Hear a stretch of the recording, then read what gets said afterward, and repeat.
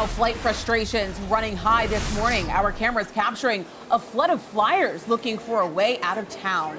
But they were met with delays over reports of a technical issue. Local 10's Annalise Garcia has been at Fort Lauderdale Hollywood International Airport all morning long around that headache. She's joining us now live with an update. Annalise, how's it looking now? Alex, Andrew, it definitely looks better, but on top of the fact that this is already one of the busiest travel days of the year, December 31st, a lot of people trying to get out and get to their travel locations or home for New Year's Eve. They dealt with this IT issue this morning that caused major delays for a lot of travelers. It's not a good situation for people who are traveling. Not a good one at all. Fort Lauderdale Airport tells us they had an IT issue this morning. The airport tweeted out it was experiencing an outage in Terminal 1 and it's impacting airport screening and other airport systems. Well, it also affected thousands of travelers. So we are headed out to Denver and we got here about 3 and didn't really notice too much at the time, but once we got our bags checked, then we went to get in line for the TSA and it kind of went out, snaked out the building and all the way outside, and nobody really knew what was going on.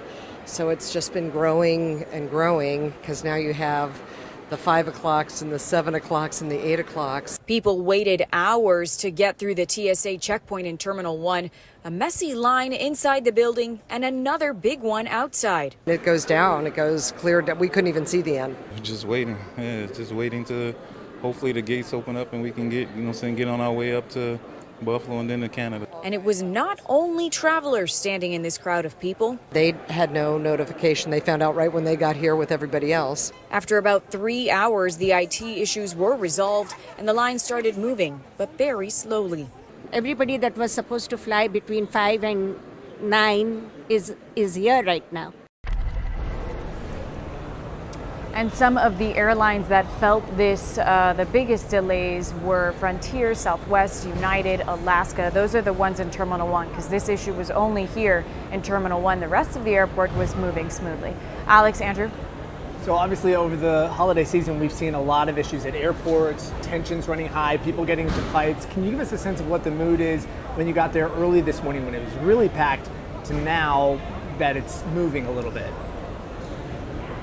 Well, when we got here, when we drove in, we saw lines of people outside the building, outside of Terminal 1, sitting on the ground. And then when we came in, we saw that sea of people you saw earlier and you just saw in that video. The mood, I would say, was definitely people were nervous, frustrated.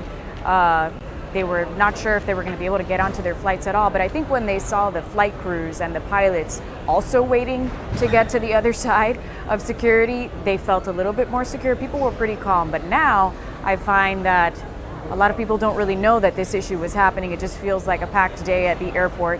But some of the delays are still affecting some of these travelers and they don't even know it.